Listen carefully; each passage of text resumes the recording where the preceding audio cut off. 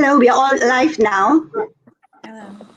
Yeah, I think it's 2 o'clock. Let's start. Good afternoon, everybody. Hello, this is Au Fung Yi once again from HProp Malaysia.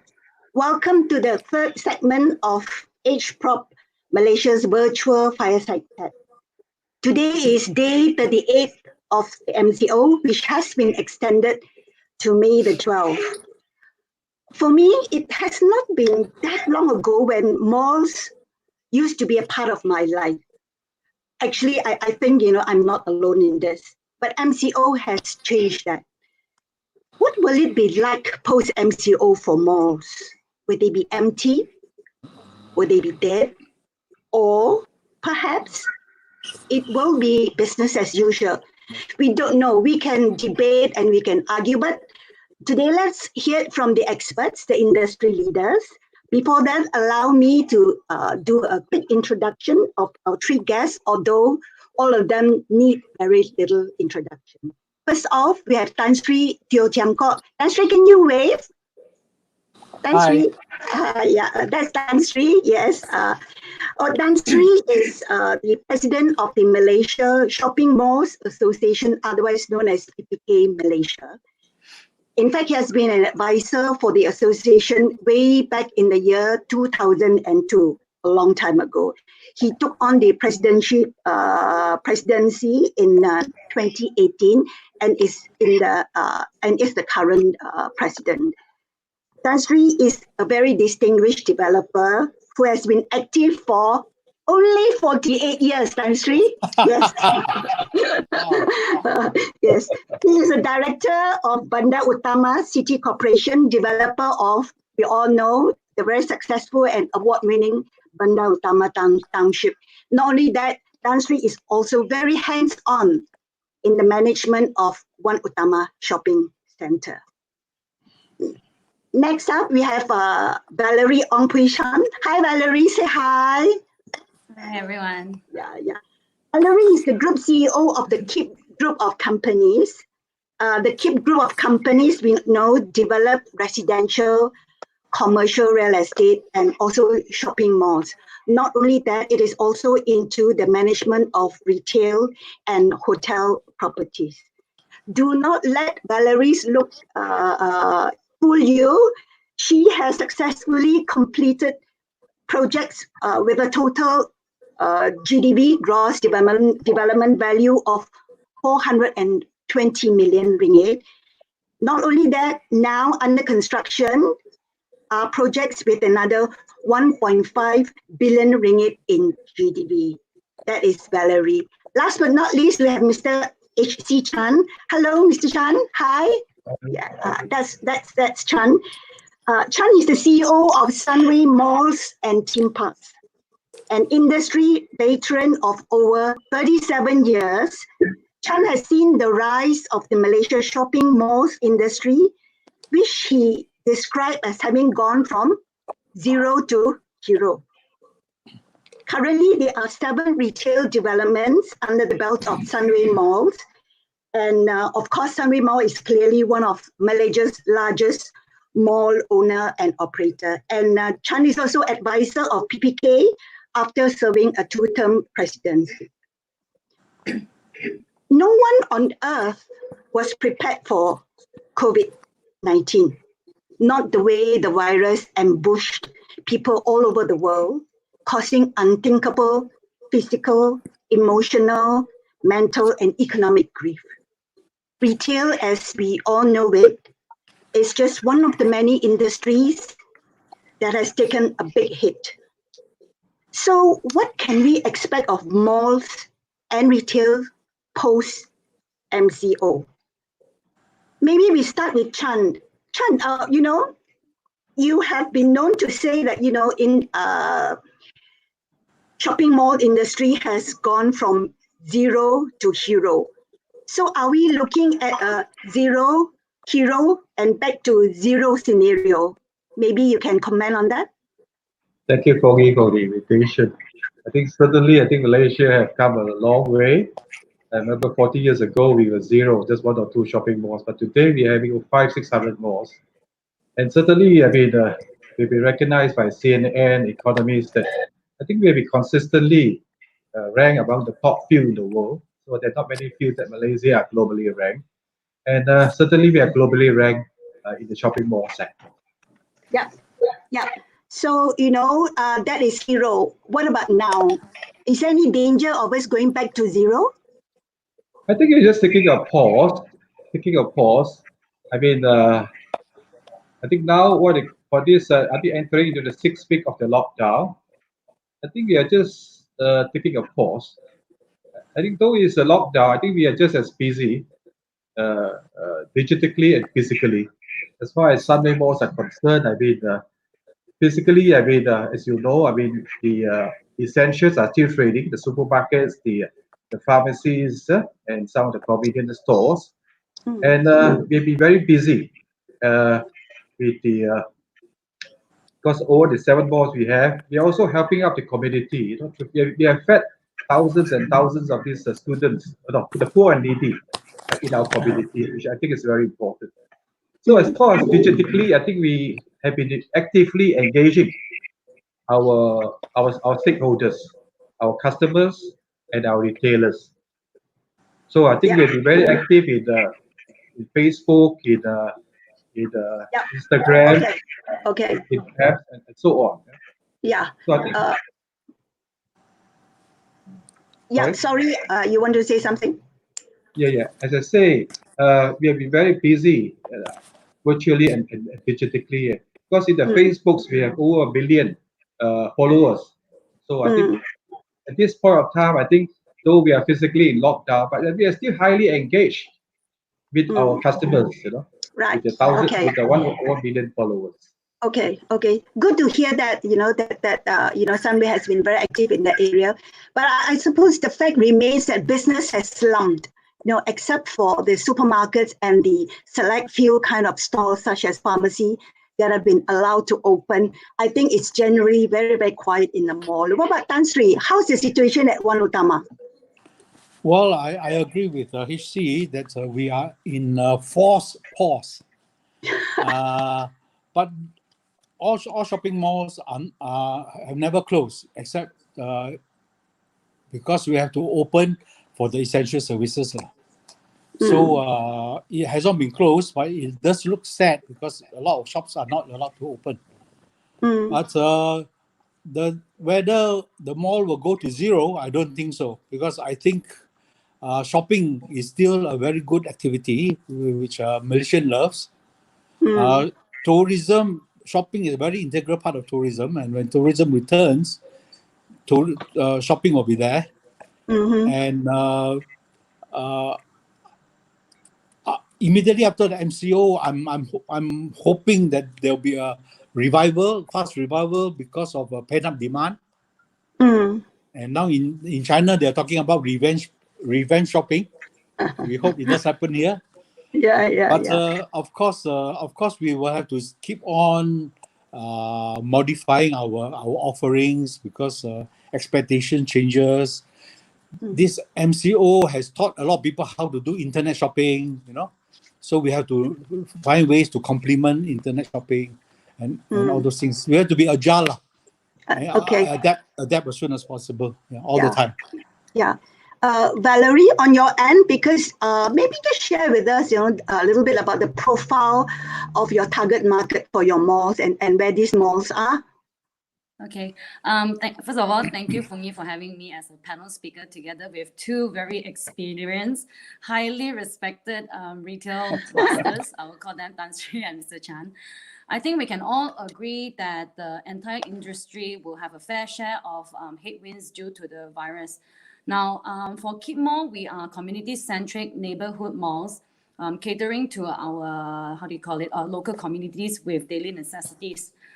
We are also essentially a platform for local SMEs to provide their products and services alongside with the anchors and as well as the retail chain. Now, based on Keep Mall Kota Warisan, located in Sepang, 17% of our tenants are actually fall under the category of essentials, and that translates to about 46% of our space occupied by the essential retailers. and this number does not reflect our keep read portfolio. I think moving forward, I think it's like what both Mr. Chan and Tan Sri mentioned is a forced pause. But I think after post MCO, malls which has mall how do you call it? Malls with occupied by essential tenants will be impacted less critical. We also foresee some of the non-essential trades like optical, beauty, wellness, IT services, saloon, F&B, so on and so forth, still be very relevant even after the MCO has been lifted.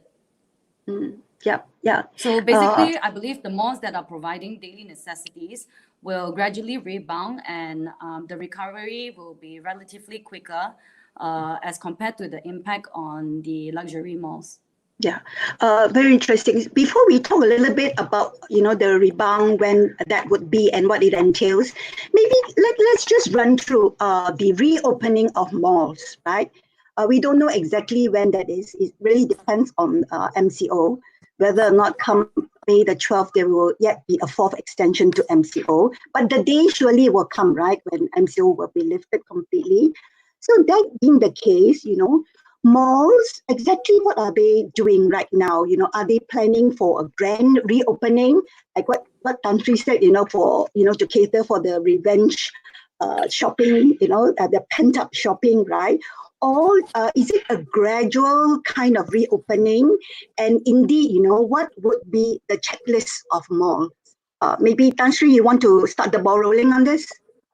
Well, I can foresee that it'll take a bit of time to build back up the momentum. First, there's some lethargy. People have got used to sitting at home. So there'll be some lethargy to bring them back to the mall.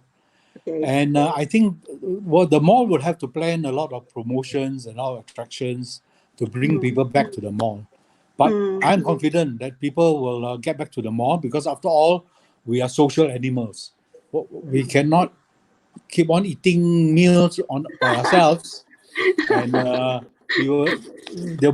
we can buy a lot of things from the internet, of course, but there are a lot of things we would still like to touch and feel before we buy. Yeah, so I think the role of the mall will still be there, except So the tenant mix may change along the way. The tenant mix, So the bit you said about, there will be like events to draw people, right? Because that's how the traditional mall has been operating in a very successful manner.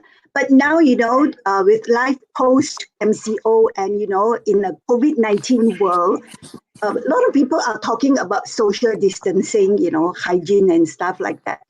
How will that translate into malls, who all these years, have been like locking in events to draw the crowds? It will be different, right, Tan Sri? Well, definitely there will be difference, but this social distancing is only a temporary thing. Once the COVID passes, we are back to normal. So it will be intended with the building up of the visitations to the mall. In the beginning, even with social distancing requirements, with the temperature taking, the volume will take time to build up. So I think by the time the volume is built up, hopefully the COVID will be over and social distancing need not be implemented anymore. Yeah. So it is a parallel thing. Yeah. So timing is what we're talking about here, right? And also about the financial stamina of both the mall owners as well as your tenants, right? Maybe, Chan, you can share with us, because you have like 7 malls under your belt. What does this mean? Yeah, like Tan Sri pointed out, and rightly so, it is not something that will come back overnight, right? It needs time to build. And we don't know how long exactly this COVID thingy is going to be around.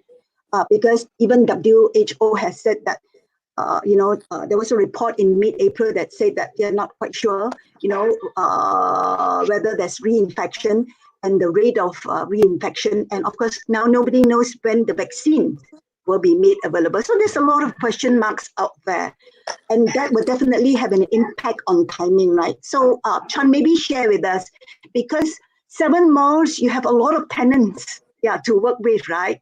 So what is the feeling now, as a mall owner and operator, as well as that of your tenants? I think certainly, over this period, as you mentioned, Sunway, we have 7 malls. I think all in all, we have just about 2,000 tenancies. I think it's very important at this point, as we are still in MCO, actually we are busily preparing for our mall opening. Yeah, because for us, I think when we open our Sunday malls, first and utmost important is safety. Yeah, I think safety, I think it's everyone's responsibility. The landlord, the retailers, and our customers.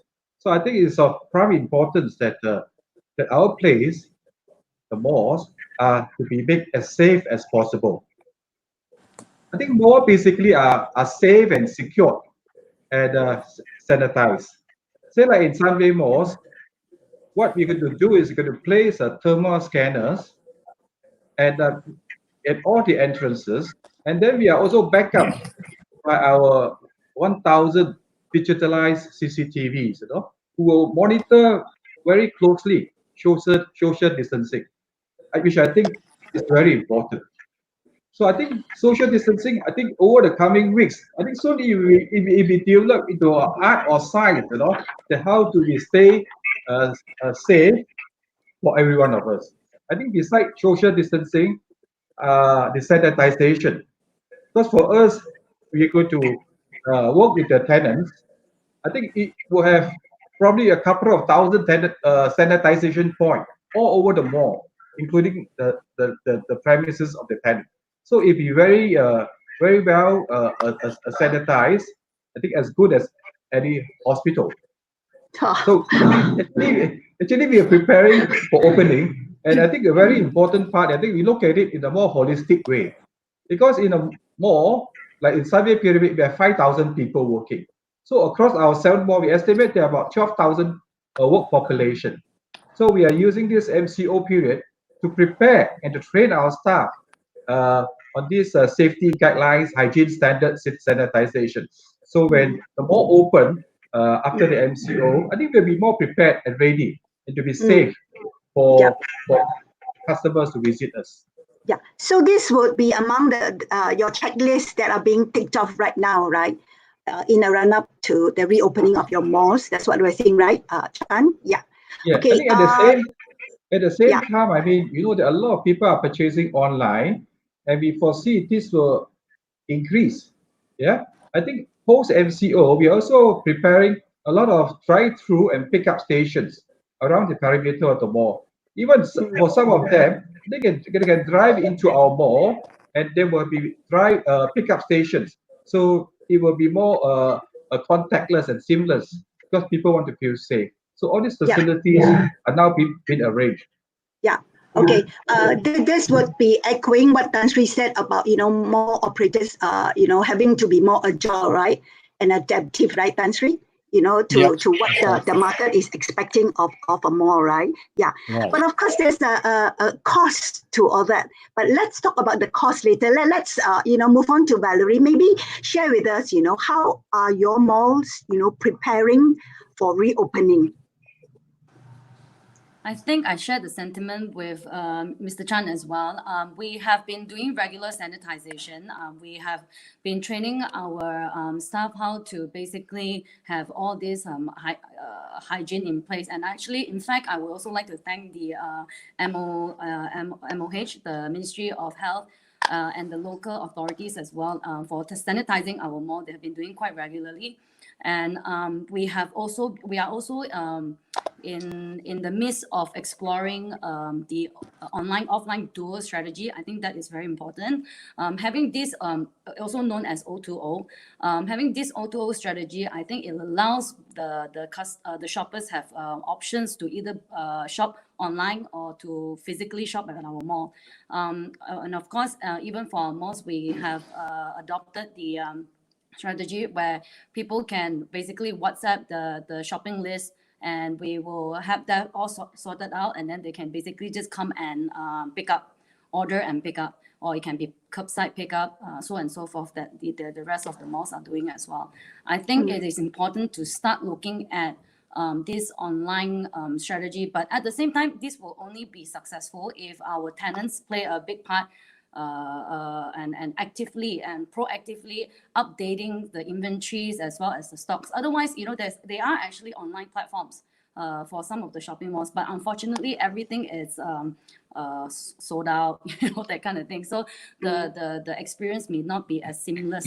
So I think I would say on behalf of some of these shopping malls who already have the platform, it is very well done. But I think the retailers play a big part as well to basically work as a team. We are a team now, to revive retail businesses.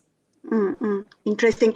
Tan Sri, from the perspective of PPK, because you have your members and I'm sure you have your sharing session, are the retailers ready to move? I mean, we are talking about, this is a different world altogether. We like it, we don't like it, whatever that we call it now. Life is not quite going to be the same anymore. But are the retailers ready to move? Are they in sync with the mall owners and operators? Actually, I must comment that a lot of retailers have, during the MCO period, quickly adopted e-commerce. So the MCO actually pushed them to innovate very fast. And many of them just overnight could certainly offer e-commerce service, something I really have very good confidence that our retailers are up to the mark. I think a lot of retailers also accept the fact that there'll be social distancing. They will have to add in more people to control their crowd, the kind of thing. The only hope is that the MCO won't be too long, that everybody can still survive and reopen in timely fashion when MCO is lifted. Chan, from your perspective, are the retailers agile? Are they willing to move, or maybe they're ahead of you? I don't know. Maybe share with us. I think certainly our retailer business people, I think they are agile. I mean, in the business. But I think what have impacted them, I think as a business, there's so much you can do. I think this lockdown certainly have make a lot of us think, besides physical, I think we must go digital. So I think the convergence of physical and digital is something that will be expedited and will be brought forward. Yeah. So I think as we prepare for the opening of malls, which I think the recovery of malls, I think will be slowly, gradually, and surely. That over the long term, I think normality will return. Hopefully maybe by early next year or maybe Q4 this year. So I think next few months will be a very testing, will be a challenging period for our retailers. And I think we really got to now to innovate. I think when we open, it will be a new normal. I think way of doing business will be different. The pace of business will be different. And I think certainly, I think all of us have to adapt to the new normal of doing business. Yeah. Under this regime of new normal, Chan, do you see a lot of traditional retailing falling off the radar? I mean, because we are talking about, the ability to be able to sustain over the next 6 months or maybe even 1 year down the road. Do you see a lot of retailers calling it a day? I wouldn't say a lot, but I mean, like even normal business environment, there'll be that 5-10% of attrition. I suppose during this period of extra stress, maybe the percentage will go a bit higher, maybe 10-20%. Yeah. So there'll be attrition rate, and I think spending in a mall, I think also a lot depends on our economy. As we have heard, I mean, the GDP growth, I think for 2020 is expected to shrink by that 7-8%. Yeah. So, and the SME, I think, is badly affected. Yeah. and unemployment is going to go up, maybe 2-3 million range. So all this will affect the GDP. As I've always said, the GDP is the economic barometer of the health of a nation. Yeah, I think the disposable income in our pocket, will be less. So I think with this in view, I think when the mall opens, I think it'll be a slow recovery period. The first few months. Hopefully by Q4, I mean this infection rate comes down a lot, and hopefully normalcy will come back Q4 this year. Right. Valerie, you would agree, well, feel free to disagree, that COVID-19 is a catalyst for change in retail and how retail businesses, are conducted, right? And of course, we have heard from Tan Sri that, brick and mortar will continue to sustain, although, it calls for, some adaptation and, the owners having to be agile, right? Cope with the new norm.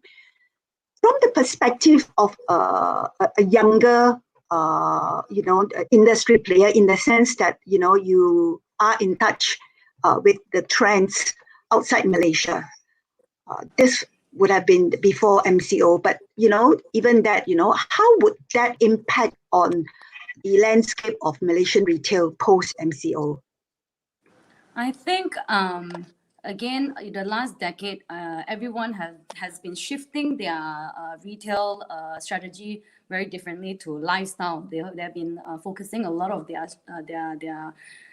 effort to change the landscape of the shopping mall to a lifestyle one. But now, of course, with this MCO in place, and this virus in place, everyone is basically going back to basic. If I think a lot of people are trying to go online, some of them, if they can, fantastic. But not all the businesses can go online, I think.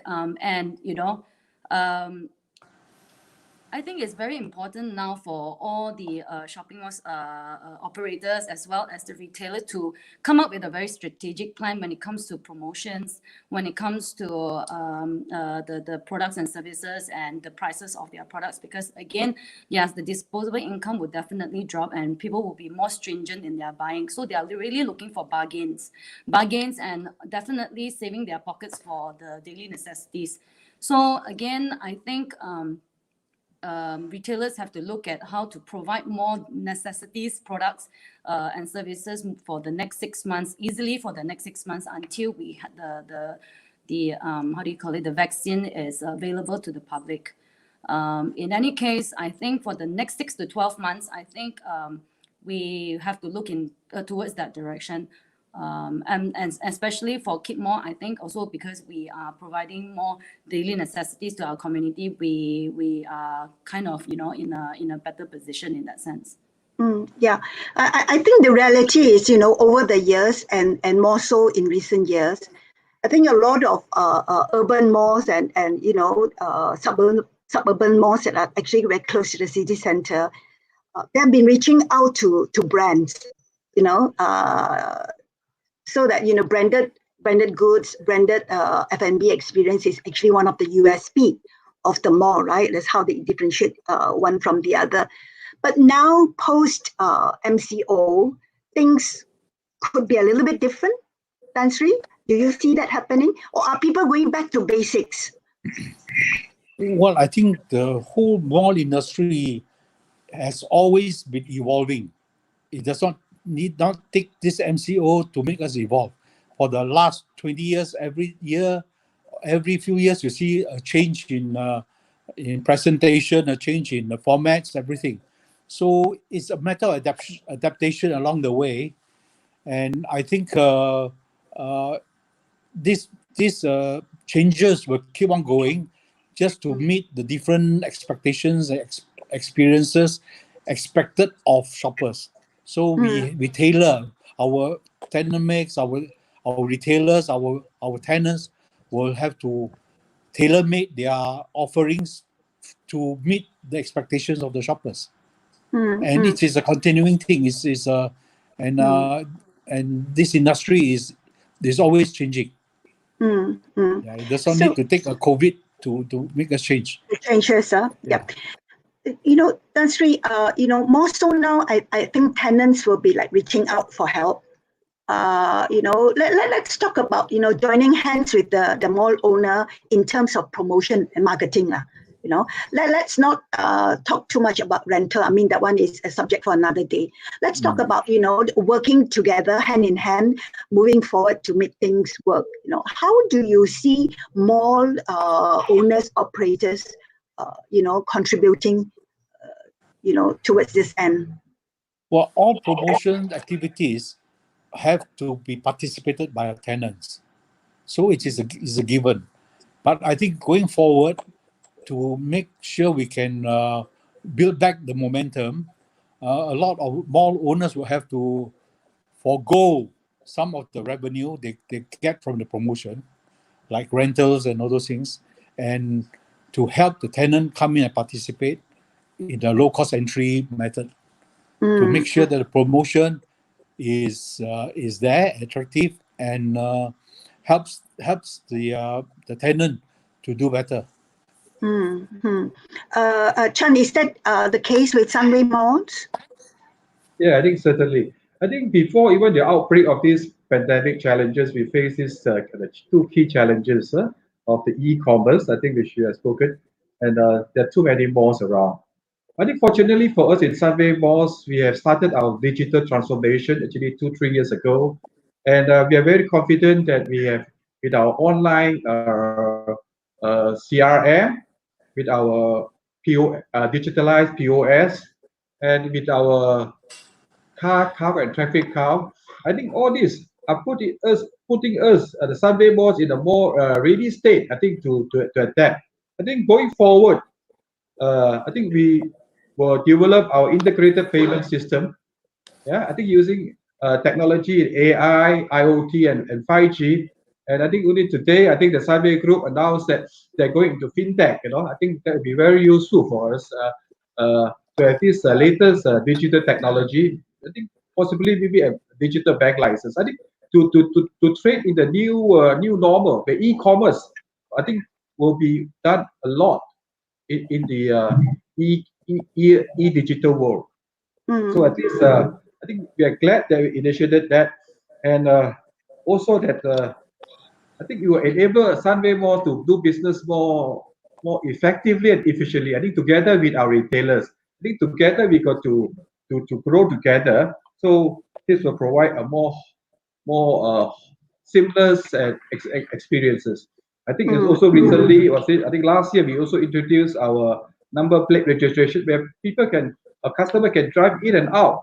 They don't have to use anything. Because it's through number plate registration. So we are trying to make the experience more contactless, more seamless, and obviously digital online technology will come into more intense.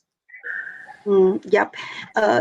Tan Sri brought up a very interesting point. A lot of retailers have actually have risen to the occasion, and they have actually very quickly adapted certain changes in their life and also in how they sell and how they deliver the goods because of the MCO, right? We have also seen that the mom and pop shops in the community seem to be doing quite well, because of accessibility and also because of convenience. So moving forward, Valerie, do you see this traditional, shop lot operators, the mom and pop shop selling groceries and the essential, making a comeback? I think yes. Actually, in fact, in Keep Malls, we have a lot of these mom and pop shops, especially for the Keep REITs portfolio. And you will see them sort of doing quite relatively well because a lot of them are fall under the category of essentials, right? And they are also selling an easy entry products and providing a more easy entry again in terms of price tag of their services. And moving forward, I think it will be a struggle because of the economies, and disposable income. So a lot of people will sort of seek for bargain items and bargain services. So moving forward, I think yeah, these guys will probably be doing relatively okay for the next 6 months. Mm. So Tan Sri, does that mean that retailers operating out of malls will have to be a lot more competitive with their pricing moving forward? Well, each of them have their own niche market, and each of them have their own target market. So there will be differentiation in pricing, whether you work out of shop house or work in a mall. The difference is that in a shop house you are there alone, whereas in a shopping mall, the role of the shopping mall operator is to bring the crowd to you, and your role is to bring the crowd into your shop. Whereas when you are in a shop house, you are there alone. And you got I to think do, maybe I can add on to this. I think what we will see, I think, is value retailing. I think will grow substantially. Yeah, value retailing. And then on the other extreme, you have luxury retailing. I mean, there are reports in China that talk about revenge spending.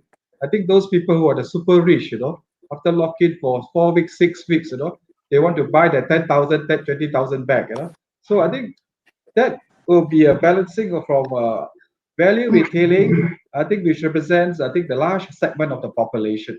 Obviously, maybe the 5%, the people who buy the Hermes or Prada and so on, I think they will also see an up spike as seen in China. That is something like the luxury or the revenge, what they call spending. Okay, I really like that revenge. Let's hope the virus doesn't come back, being very revengeful as well. Otherwise we're all in trouble. Yeah. Valerie, for the longest time we've been talking about, rolling out experience in malls. Instead of just going to a mall to buy or to eat, it's all about the experience, right? With this COVID-19 threat and post-MCO, do you see, the need to provide such experiences, physical experiences in malls anymore? I think it's still relevant because if I may pose a questions, for F&B and even for grocery, there are e-commerce in place. But why is it not sustainable for a lot of these F&B operators as well as F&B operators? Why is it not sustainable, during MCO?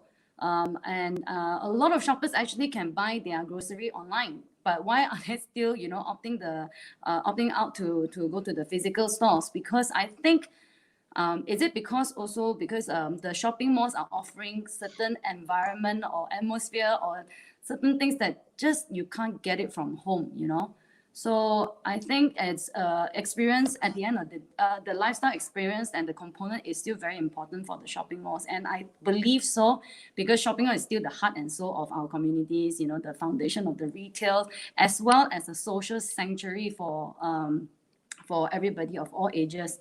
So I believe that shopping malls with this by creating this kind of value and this kind of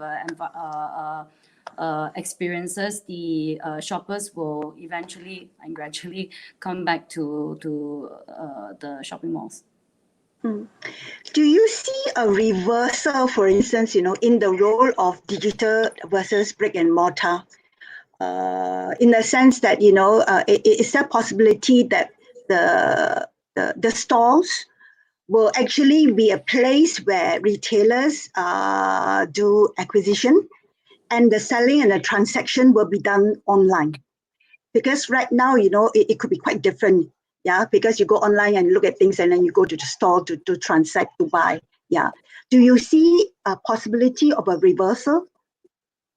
Anybody care to share? Yeah. Valerie? Well, do if you take China, yeah. Yes, Tan Sri, yeah, sorry. Yeah, sorry. If you take China as an example, people are going back to bricks and mortar, even though they are so used to e-commerce and internet shopping. They are now going back. The Alibabas are buying shopping centers to complement their e-commerce. So I think that after some time, e-commerce, maybe you use it for very convenient goods and other things. But where you need to go and feel and touch, and you can shop with friends and family, I think the brick and mortar will come back in that sense. Still Interesting. relevant. Yeah. I Yes, totally Chan. agree. I totally agree with Tan Sri. Even before this pandemic crisis, I think it will be in reality a convergence of these two, the digital and the physical world. Actually, I call it the digital world, whereby these two got to converge and provide a more wholesome, pleasant experience. I think for our shoppers who will use the technology to leverage, to save time and to do business more effectively and efficiently.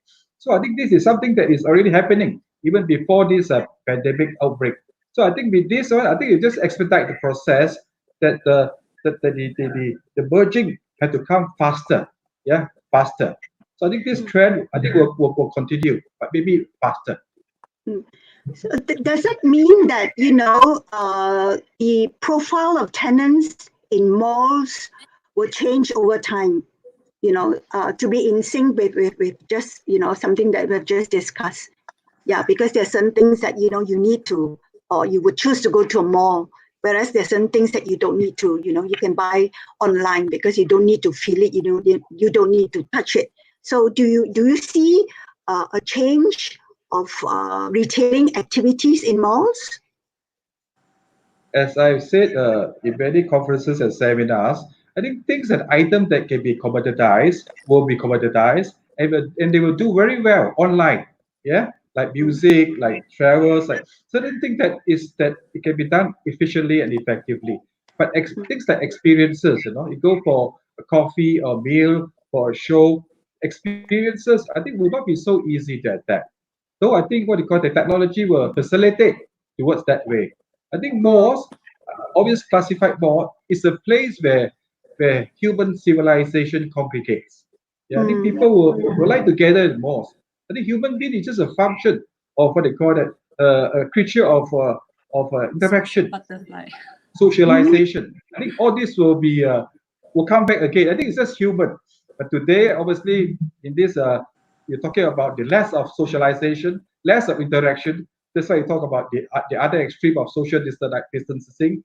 So I think, Yeah. but we will go back. We are confident we will go back to the days where socialization and interaction will become a more purposeful. I think meaningful as part of life when people come to visit shopping malls. Yeah. If I can That's add true, also, like, Yeah, sure. Yeah, Valerie, please. yeah, so like there's already a storm of global trend coming together at the same time. So it makes the mall, basically it caused the mall to really rethink of the space, right? At the end of the day, it is no longer primarily about traditional shopping. There is a change of lifestyle.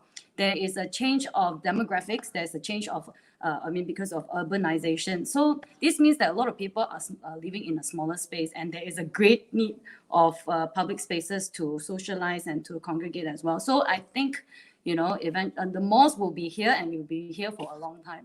Yeah. Malls So will be right now.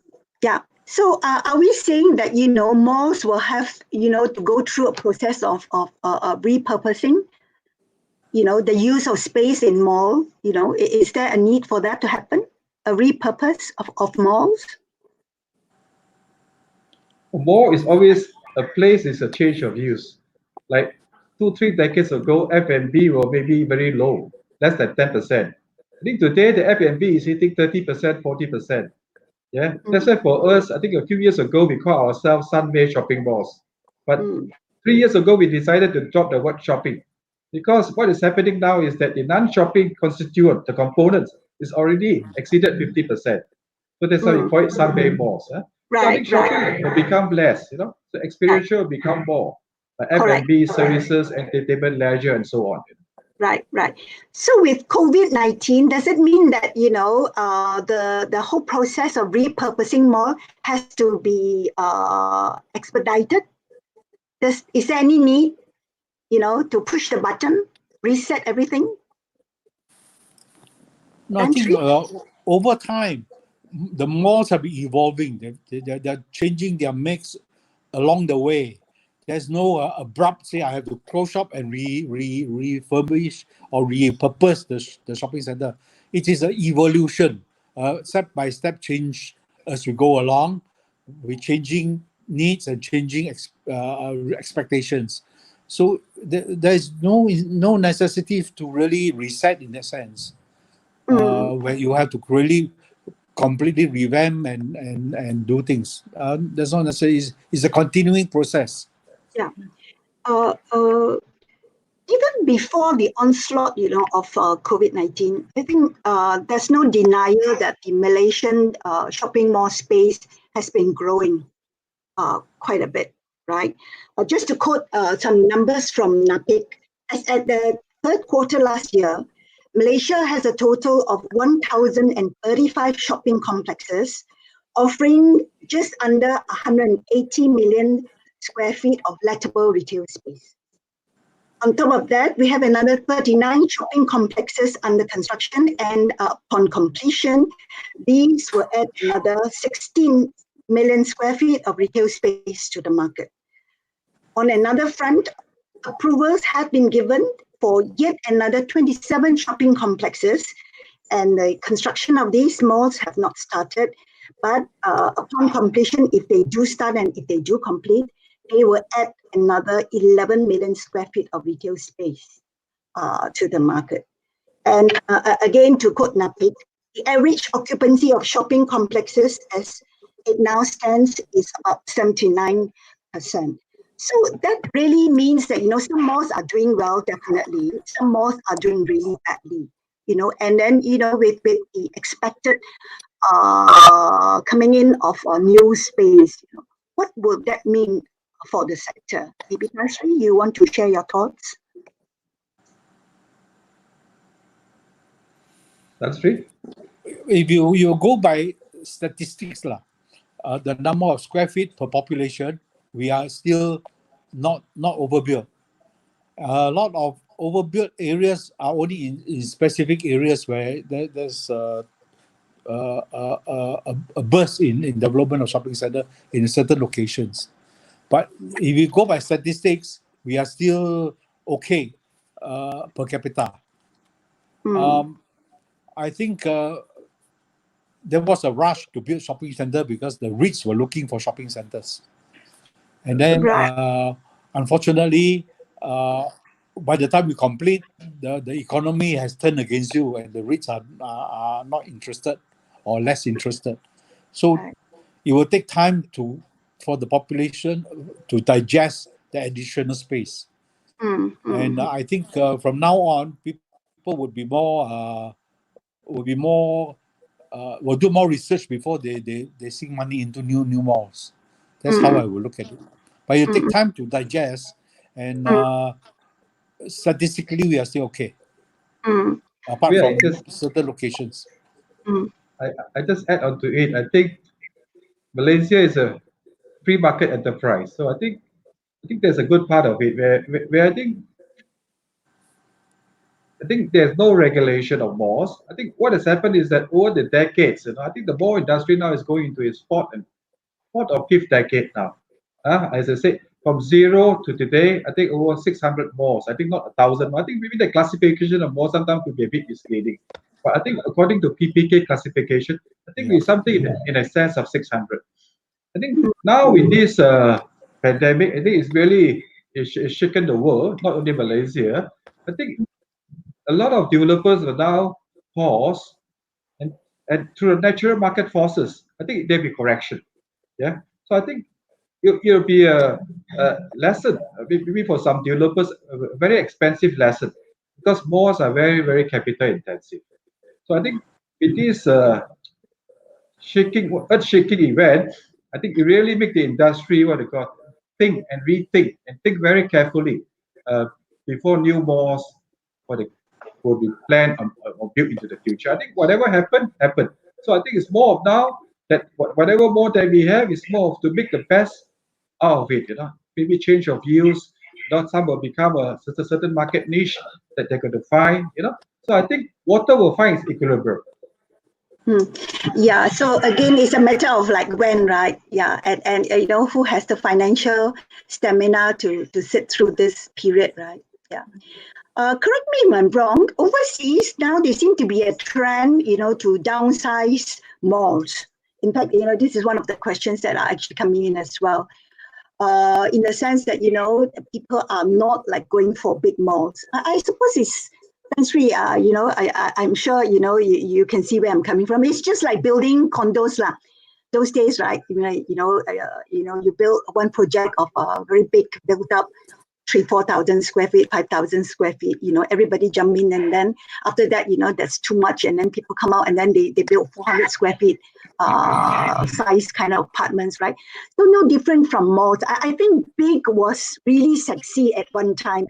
And your mall is quite big, no, Tan Sri, but it's still very sexy. Maybe you want to share with us, what is the strategy going forward?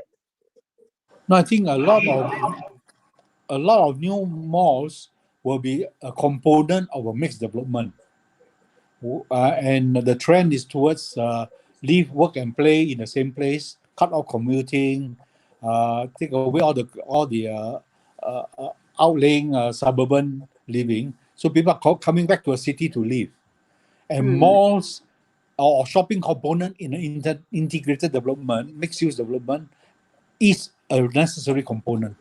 And because of that, the size of the mall naturally will be smaller. It's not, we're not building regional malls anymore. We're building the mall in an integrated development. Maybe I can add to that, since Sunway is very heavy into integrated development. So I think it's very common, like in Sunway, we have 4, 5, 6, 7 core business coming in, Let's say in our development, we have more sizes that varies from 200,000 square feet to 500,000 square feet to 1 million square feet to 2 million square feet. So in integrated development, a mall is always the busiest point, whereby I think it's the sort of an engine that drive the entire integrated development, because you have other components that they will blend in very nicely, like the hotel, the office, the residential, the entertainment, and so on. So I think integrated development will be the in thing, I think, going into the future, not just standalone malls. Yeah. Valerie, because I think, correct me again if I'm wrong, for KIP Group, do you do integrated development or do you do standalone malls? We do both. We do have integrated development, like the one in KIP Mall, Kota Warisan, that is integrated. But we also have standalone malls as well. But most of our malls, actually, we are geographically located, in JB, in Malacca, in Negeri, in Selangor, and in KL as well. So basically, and in Ipoh. So basically, most of our shopping malls are in between 200,000 to 300,000 square feet. So we have actually studied very thoroughly on the demographics of the locations that we have strategically selected, and we make sure that there's enough demographic to support the tenants, our tenants. And we know basically we have a total of 8 shopping malls in our KIP REIT portfolio, and on the private side we have 2, and all of them are within the size of 200 to 300 over 1,000 square feet. And we really understand we have the how do you call it, like we understand the space needed for our retailers. So like even our supermarket, for example, we know that they are looking at optimal size is between 40 to 50,000 square feet, for example. We have sizes for F&B between 800 to 1,002 to 1,005, for example. Then these are then we have components of all the smaller lots for other users. So in that sense, we actually understand our space. So we don't maximize. I don't think, in the earlier days you can do that, but now I think we need to understand how much space is actually needed, so that we don't have like empty lots and too much vacant lots in the mall, which is not a good thing. Yep. Tan Sri, you've been in this business along with Chan for a long time. From the PPK's perspective, how would you describe the design of Malaysian malls of today? Were they designed to succeed for this period, or moving forward, we actually need to do a lot more? We need to review, what the design is all about, given that there are a lot of changes and the market is evolving all the time. and the lessons that we have learned in the last decade, and more so from this COVID-19 crisis. What are your thoughts on the designs of malls moving forward?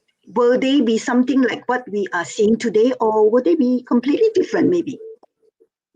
Well, actually, if you look at our Malaysian malls, compared to a lot of developed countries, our malls design are actually very advanced and very futuristic even. New malls will be built depending on the demographic of the area, your target market, and whether you are more entertainment oriented or whether you are more local neighborhood shopping oriented. So the design is driven by what you are serving, the market you are serving. And now a lot of malls are also designed as part of integrated development, also part of transport hub. So all this will drive the design in different manner to suit the situation there. So meaning moving forward, looking at it, our malls are actually quite well designed and quite modern comparatively. I think Asian malls, in particular, malls in Southeast Asia, compared to the Western mall models, sorry, we're losing you. Chan, we are losing you. Yeah, okay. Yeah. What I was saying is that I think Asian malls, in particular Southeast Asian malls, I think we are very innovative, we're very market adaptable. I think in terms of innovation and overall development of our mall, even the physical design, the softscape, the hardscape, the fit out of the tenants, I think Southeast Asian malls, even including Malaysian malls, are as good as any. Some of the malls that we have seen in America, in Europe, if you look at it, I think some of them are like frozen. But for us, I think that's where I think recently in ICSC, I think I think quite a few of the big Malaysian sorry, I'm losing you. Maybe come a bit closer to the thank mic, you. the mic. Come on.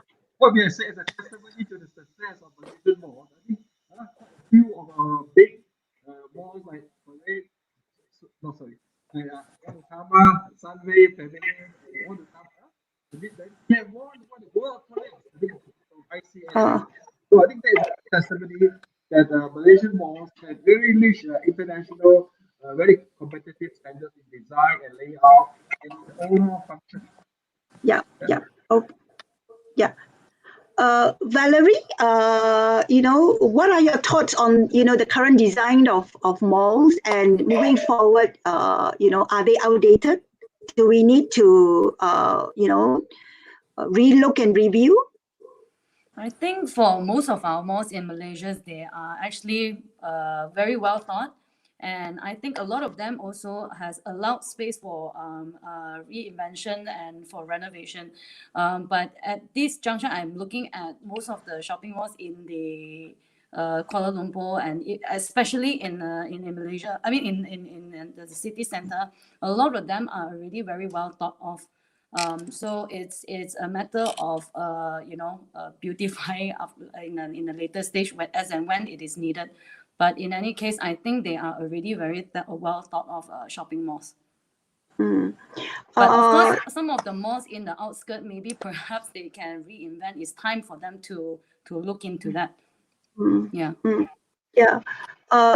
the context of COVID-19, for instance, let's just take that as an example.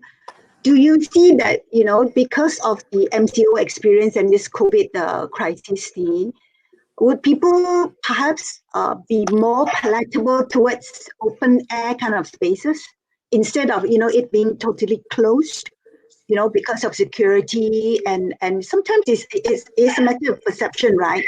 What they're going through now. Do you see that?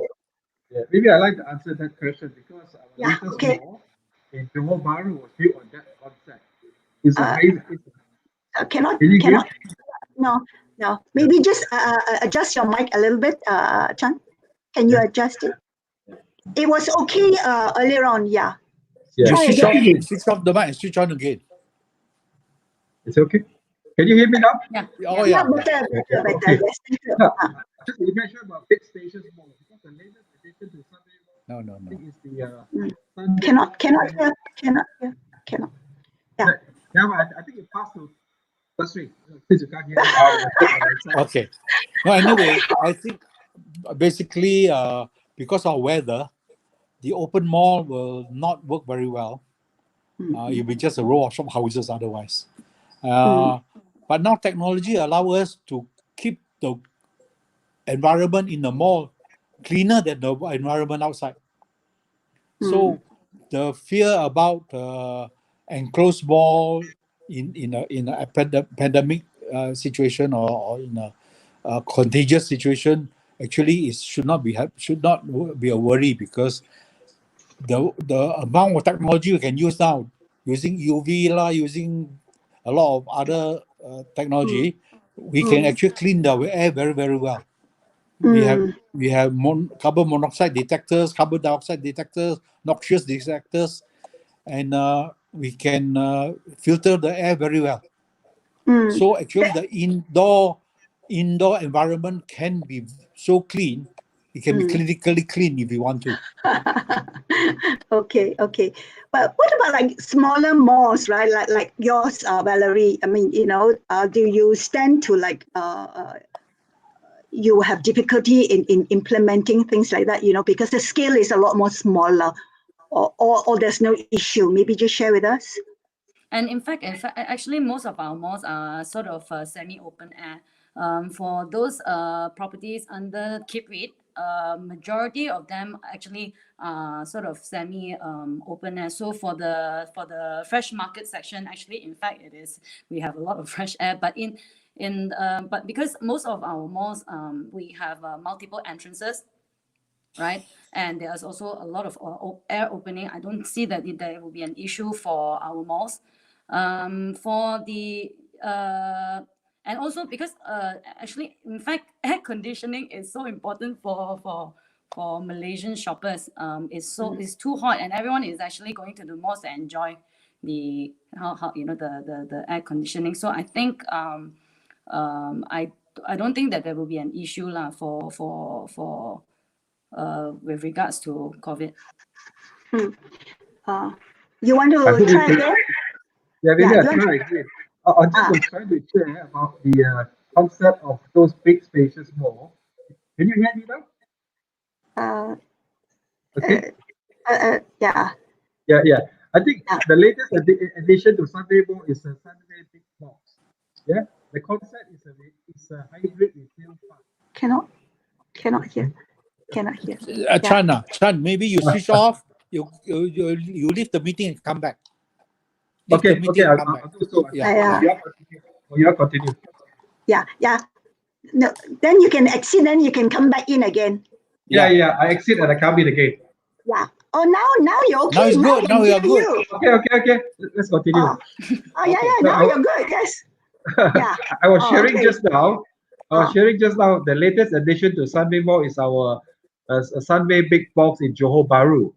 That's why we did not call it a mall. We call it a hybrid retail park, whereby it's a collection of big shops. Those that are 10, 20, 50, 60. Our biggest one is 80,000 square feet. So I think during this pandemic breakdown, I think the response, even during the lockdown, seems to be better for those sort of hybrid retail park where there are more visitation compared with our other malls. So maybe people like to go to more big, spacious outdoor malls. Yeah, but like what Valerie has rightly pointed out, I think the humidity is actually quite, it puts people off, right? Because it's very humid sometimes, right? I think it depends on where it is also, if the location is in a city center where it is concentrated with offices, they definitely want to be in a shopping mall with air conditioning. But again, if it's located at, what was the purpose of the space? If the space is for that kind of F&B experiences with, a lot of the other activities in place, like the farmers market and whatnot, people will be more forgiving in an open space. Right. Tan Sri, you mentioned something that's very, very relevant and something that's actually very close to my heart. You talk about, the clean air that flows, in the mall. We are actually talking about the quality, upkeep, and management of malls, right? Because, when we talk about upkeep and of malls, we're not just talking about clean toilets, Right. and, the glass panes being just clean, we're talking about safety, we're talking about hygiene, right? Yeah. Would you say that, that aspect of more maintenance, the upkeep will be even more necessary in the days ahead? Well, keeping clean and hygienic is always a requirement. The irony with MCO now is that last time we hide away all our cleaning activities. We do it after office hours. Now we are Right. putting it on show. So we are now making sure that people visibly So can see good. me cleaning the glass, Okay. seeing me cleaning the doorknobs. Okay. So Okay. I think it augurs well as well, because then the shoppers can decide whether this place is well maintained or not. Yeah. Secondly, in that case, it saves the mall some operating costs also, because now we can clean during the day. We don't need to pay Really, overtime. yeah. Really? Whoops. Okay. Trust you to come up with that, Dan Sri. Yeah, trust you to do it. I was going to ask, with all these additional checklists, in the run up to your reopening, will it add on to your cost, and whether that cost will eventually be indirectly passed on to consumers? So I don't know, in that context, maybe Chan, you want to share? Do you see, shopping being a more expensive affair because the malls need to work a lot more harder, in order to get them to go to the mall in the first place? So it's quite ironical actually. I would say on the contrary, I think now more, I think with this 6-8 weeks, I think we have learned, improved the art of cost management. Yeah. Wow. So I think that should be the case. I think we have been tested, we have been pushed. I think now, I mean, we should be better in cost management, uh, especially what they call in the coming months. I mean, whereby value retailing, I think is very important. So I think this has actually made the mall industry to learn the importance of being very very efficient and very cost effective in our management. I think like deployment of manpower, deployment of utilities. I think all these resources now must be carefully weighed upon and to be used wisely, and effectively and efficiently. I think that's very important. That's a learning point for us in the mall management. Valerie, for yourself? For cost, actually talking about cost efficiency, right? We see it actually even more efficient during MCO. Now that we have learned, actually, in fact, we can run the mall even better than before. Wow. Certain costs that we can actually save, because we don't want to push these costs to our tenants. They are already struggling, so are we. So we have to manage our costs quite prudently, and also see areas where we can compromise, and certain areas that we can improve on. So then at least the shared burden, right, is not so heavy on both the shopping malls as well as for our tenants. I think that is very, very important for the next 6 months, especially. Yeah. You did mention earlier, Valerie, that, one of your malls actually was slated for opening in April, but now it has been moved, right? So what is the plan? So Keep Mall Desa Caulfield is located in Sungai Buloh. We were actually due to open in April 10th. But I think we will see a slight delay because we're still waiting for our CCC and all the final approvals. So looking at the current retail environment, we will probably have a few months delay. But I think this mall will still be we will still be opening this mall by this year.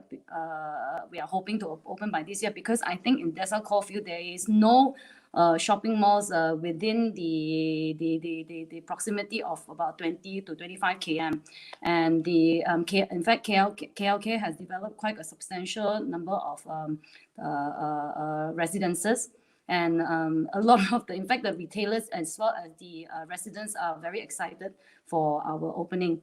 So I think again, we are more catering to the communities with daily necessities.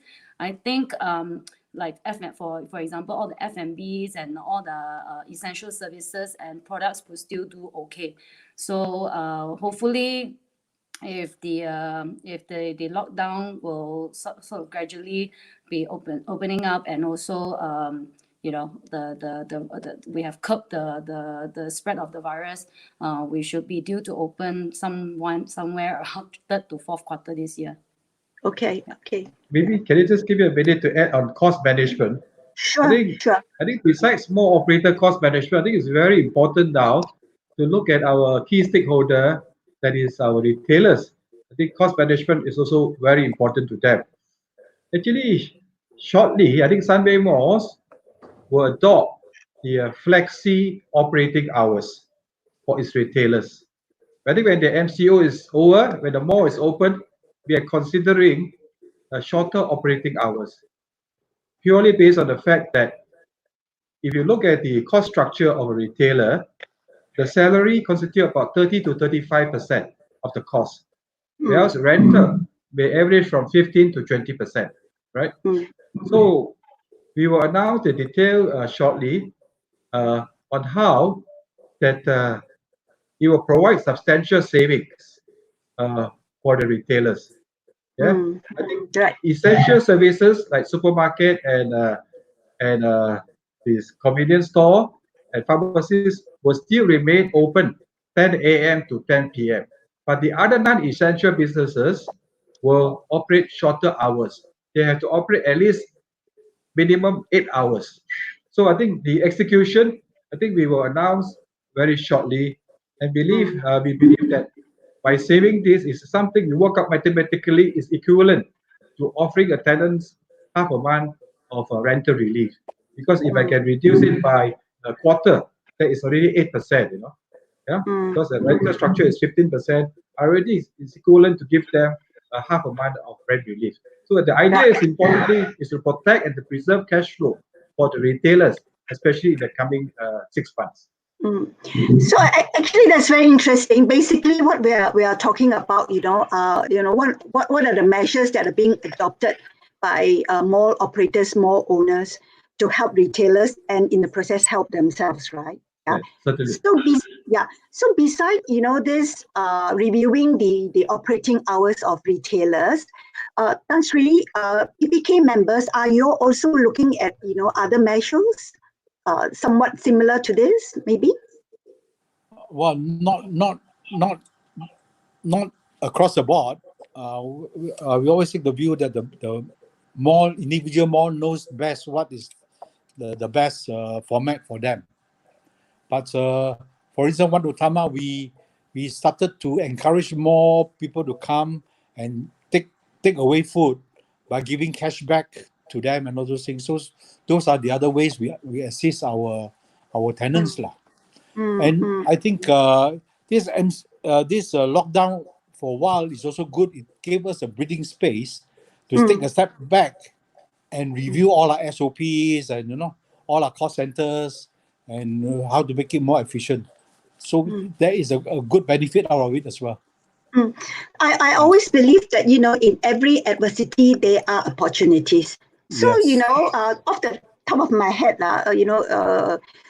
beyond talking about the ability to review operations and cutting off of costs, right? In the case of say like Wat Utama, Tan Sri, you have always promoted your one card, right? Online shopping, right? So does this mean that an opportunity like this actually offers you a window to actually step up on that side of your business strategy, for instance? Well, they give us another avenue to do some different kind of promotion. One card, we give extra points, and we add cash into their cards. If they use the electronic payment system, they get a bonus, all those kinds of things. So they give us more avenue to promote. Yeah. Okay, right.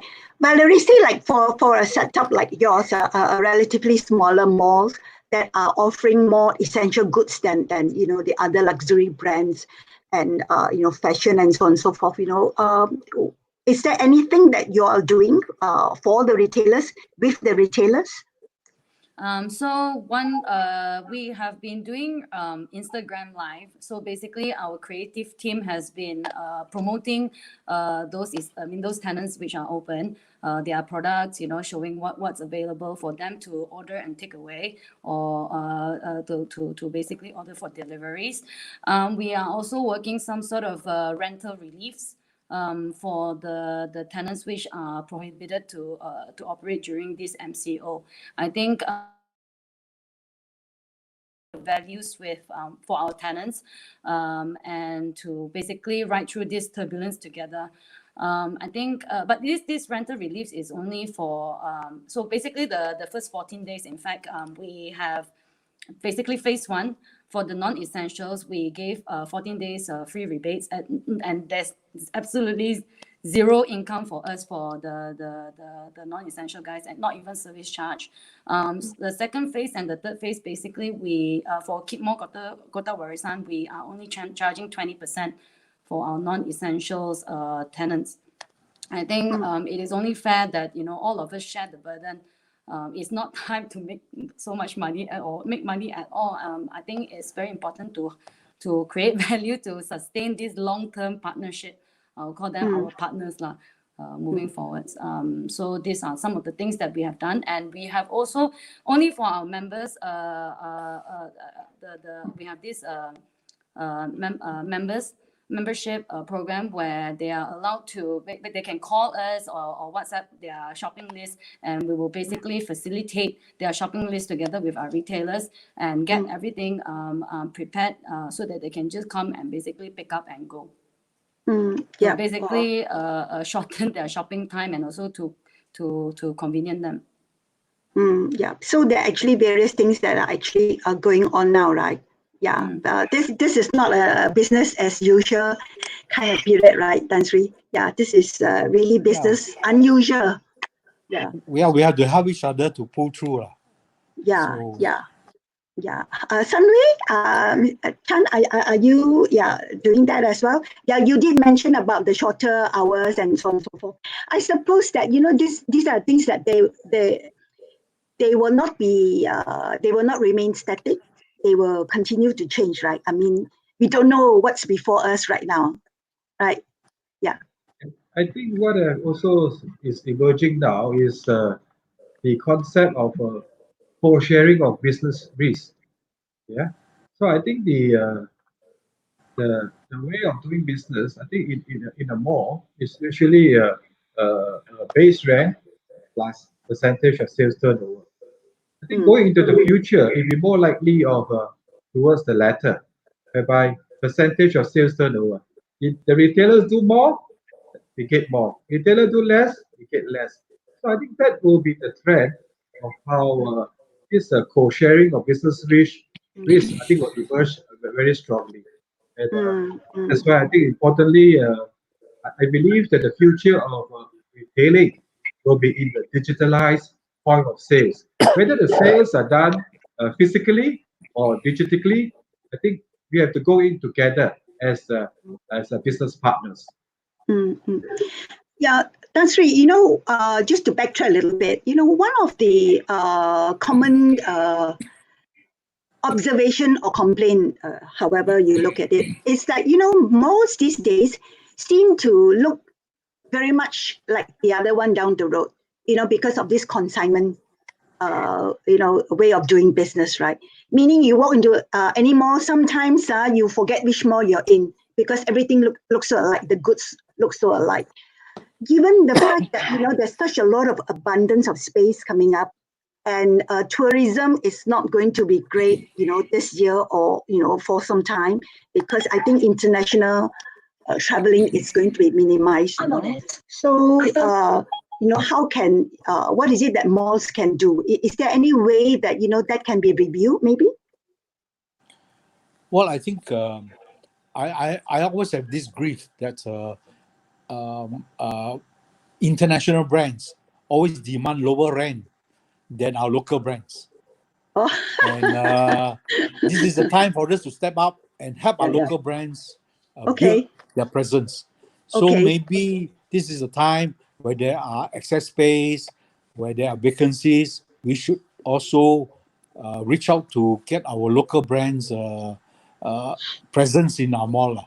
Otherwise, as you say, every mall has the same brands, I the same know shops, it's the like, same array yeah, of shops. I know, and you know what? You know the way that they lay out the racks, the colors is the same. So I sometimes I forget. Okay, which mall am I now? Yeah, True. yeah. So that doesn't offer a lot of excitement for shopping. Because a lot of times people go to mall, maybe they may not intend to spend money, they just want to look around. But if they see something nice, then they will, Yeah. go ahead and commit the buy, right? Yes, I think that's a wonderful perspective. That's great, because once again, I'm sure out of this COVID-19 crisis, there must be something in there that works positively for us. Yeah. Right. What about Sunway, Chan? Anything that you are doing? No, I think with this pandemic challenge, I think it makes us better, make us wiser, and the way we do business, So I think the more, as shared earlier, it becomes so homogeneous. Yeah, but the unique selling point is becoming less and less. I think besides that competing at the digital level, the experiential level, I think it's innovation and new ideas will be the new frontier of competition. Because how do we meet our customer needs? I think it's essential. How do we relate to them? Meeting their needs and the wants. I think customers is our business. I think when we have good Yeah. customers, repeat customers, I think they'll be good for our business. So you Yeah. go back to fundamentally how we relate to our customers and to do it well. Yeah. Very interesting. I'm very curious as to what this new frontier is. Maybe, just give us a little peep into, what this new frontier has in store for us without sharing too much of your secret. You're asking me? Yes. Yeah. I think this will be a trade secret, and a trade secret because a lot of my friends, my retailers, the competitors are listening. I think you want to call it to be another forum over coffee. Oh, okay. If we can't meet up, we can do Zoom coffee. We do that all the time. You drink your tea, I drink my tea. Okay. BYO. Yeah. BYO. Valerie, what about on your end? Yes, Tan Sri, sorry. No, I would say that we can expect faster turnaround of brands. Okay. Because people expectation changes, fashion changes have a higher speed than usual. So I think we can see a lot of new changes, new formats, new ideas, new concepts coming in more rapidly than before. Right, yeah. And it's across the board for all retailers, Tan Sri, or only more so in one category of retailing? No, I think all of us, because it's getting competitive out there and new idea sells. Valerie? Actually, for most of our malls, we have always been offering our space to a majority of our space. In fact, offered to the local SMEs traders and local F&B operators as well, together with the local anchors as well as local retail chain operators. So I will foresee maybe about 10 to 20% of turnover, but I don't foresee our malls to have a big impact in terms of the turnaround of tenants, because we have already been offering, actually, in fact, we have more than about 1,000 tenants, and most of them are local traders. So in that essence, I don't see there will be a big turnover of tenants. Also because it's a lower entry for them to take up space from keep malls, because I think the requirements are not as heavy. So I don't see that there will be a big cost for them to stay on.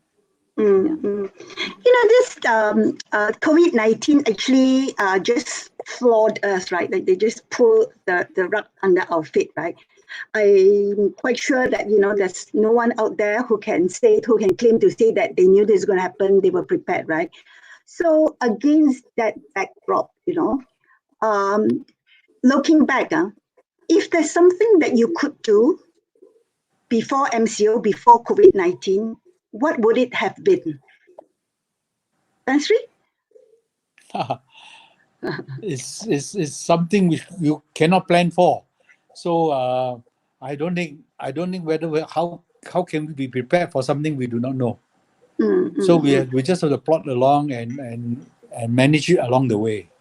I cannot think of anything that I could do differently because we did not really know the impact. Nobody knew the impact, right? I mean, Yeah, in fact, right now, there are people who made a lot of assumptions, a lot of predictions, but we really don't know.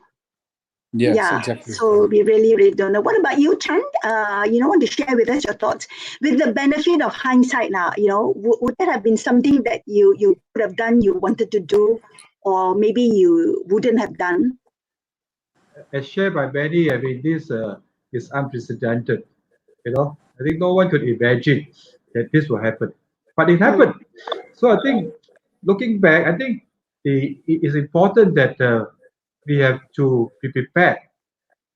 Our mind must always be prepared to quickly respond and react to these new challenges. I think over the last 6 weeks, I think for the business sector, it really is a sometimes very expensive lesson that we could quickly adapt and move on. I think there'll be challenges. Challenges is for sure. I think the future will belong to the brave and the bold and innovative. So I think we could really move fast, and the leader will be a step ahead. Yeah. And Valerie, for yourself? We have always trying to basically create a business that is sort of recession proof, if I may say. So we have always been very focused in terms of our tenant mix. We have always been seeking for, looking for as many SME local traders as possible, and we have also obviously worked out a sustainable program which works for them and which works for us. So I don't think I would have done it any other way. I don't see that there's a need for change at the moment for our business model. Yeah, so basically, we wouldn't do it any other way, and basically just have to stay focused and continue on with what we have been doing all these whiles. That's right. When this MCO was first announced, what was your reaction? The first time round? My reaction, how we are going to sustain through the period. Yeah. And then came the extension and extension and extension? Well, of course, each extension creates more pain. we will have to, I think we just have to see through. And somehow we, as Valerie said, we have to share the burden with our tenants. And together we have to see it through. So we have to make sacrifices. Both parties have to make sacrifices. And to go through. But my fear is that if this MCO extends too long, all your fat is gone. And even you want to sustain will be difficult. So we hope that it won't be too long. We have been lobbying that after MCO 3, we should start the process of reopening. Reopening with conditions of social distancing, with temperature control, with cleaning, with all those things. We cannot just completely shut now because it's very damaging. And as the week goes on, it's just like a guy in ICU. His heart will start giving trouble, kidney will come in, liver will come in, everything will collapse. So it's time to start restarting. In slow baby steps, no doubt. But we have to start that process now. Okay, yeah.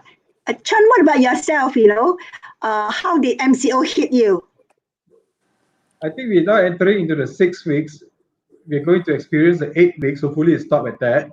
But certainly, I think it have changed a different perspective of life for many, not only me. I think now we have to look at the softer value of life, together with the hard facts of life, the reality is that we are all locked in. But my feel is that me and my team, I think we're working doubly hard, during this lockdown period, especially the first 2 weeks. It was crazy. You got the 2,000 tenants.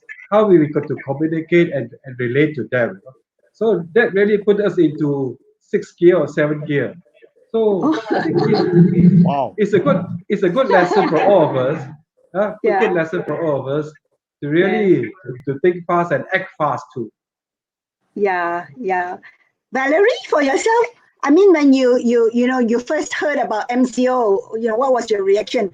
Oh my God, this is a bad dream. I wake up, or something like that. Yeah. No, I mean, I think the first week, a lot of us were in shock, that's for sure. And whether, what to adopt, we don't know. We don't know what is the best practice for this thing, and we don't even know whether it will be extended or not at that time, right? So what we can best do is, together with my team, to come up with many strategies. So in fact, we have a lot of strategies in place already. So we are monitoring the condition by the week or by the day, by the week actually, then adopt whichever strategy that we deem is the fittest for, because every week is changing. We don't know whether there's extension, whether there's any subsidies from the government, whether there are any some sort of reliefs from the government as well. So basically, we have come up with many strategies and pick whichever that deem best for our business model by the week. So so basically we were in shock in the first few days, but after a while, a lot of self-reflections, a lot of we just have to be very agile as a leader, and we cannot be, I don't think we should instill more fears than there already are. And as a leader, I think that's the last thing that we want to do. So I think things are stabilizing. I think the next how do you call it? The next phase of MCO will definitely be a very challenging one for all the retailers, including the shopping mall operators. But in any case, life goes on. We got to plan for our next stage of operation. Yeah. As we are chatting, actually, we have received a lot of questions online, but a lot of them actually relate to whether or not, landlords will reduce rents. I think we have already covered that. I think, all our three guests today have already stated very clearly that, everything is being done. But the quantum and how it's being done, I think that is something that is best taken offline. Yeah, because, this is not something that everybody will be able to agree. There'll be disagreement all around. So it doesn't serve any purpose. But basically, just to convey to, our three guests today that this is actually one of the topmost questions that have actually come in. I think there are a lot of worried retailers out there. It's the sign of the times. I don't think that, people are taking advantage. They are genuinely concerned, and we can understand why. But from the perspective of landlords and owners, there are also worries as well, because everybody is worried that everybody from owner to employers to retailers and so on and so forth. So that's a given. So we will not dwell into that, right? Just want to share with you. Before that, Tan Sri, do you have any last words? On the takeaway from this one. Chan and Valerie have spoken. No, basically, I think everybody's hurting in this episode. So the retailers, I know they are hurting, but mall operators are also hurting. So it's not that one party is benefiting and the other party is dying. So we have to be in it together. We have to see it through together, and we have to carry and share the burden together, right? We cannot just expecting a handout. And I think sometimes some of the way you assist the tenant more productively rather than just a handout on rental rebate, other promotions, free car parks, those kind of things, shorter working hours, those may be more productive and more effective than just hand out. And also, we also want to look at different tenants have different hurt points, right? And also whether the tenants are helping themselves through the system or not, or they are just waiting there and crying all the time. So that's how I would look at it, like, no, it is not one shoe fits all kind of situation. Right. Valerie and Chan, anything else to add before we wrap up? Yep.